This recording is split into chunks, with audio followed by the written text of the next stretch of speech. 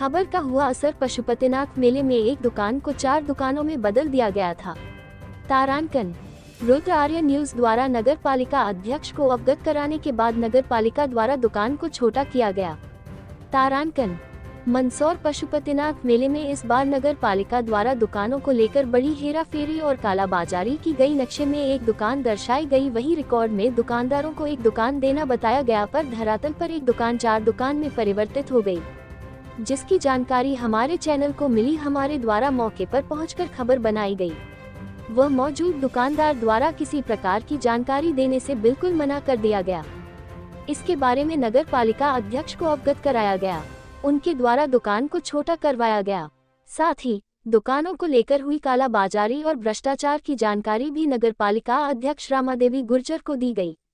उन्होंने इस पर प्रतिक्रिया देते हुए बताया कि इस तरह की कोई जानकारी उनके संज्ञान में नहीं है।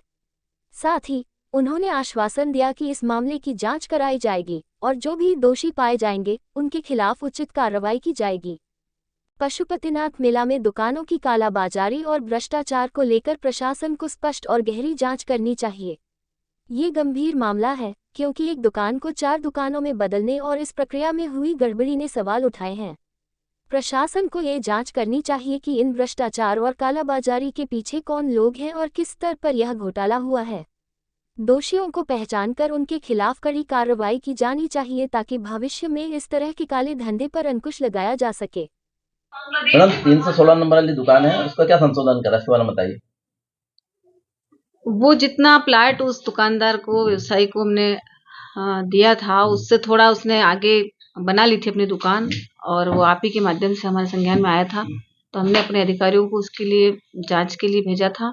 तो उसको हमने कहा है कि भाई आप जितना आपको आवंटन है आपके प्लाट का, उतने में आप अपनी दुकान रखें। तो उसने उसको छोटा किया है, ये मेरी जानकारी में है। मैडम जैसे ब्लैक में से दुकान खरीदी, उस पर क्या कार्रवाई नगर पालिका करेगी, उसके लिए क्या रहेगा? ब्लैक में किसी ने दुकान खरीदी नहीं, ये मेरे जानकारी में है नहीं, और मुझे पूरा विश्वास है कि किसी ने ब्लैक में दुकान नहीं खरीदी है।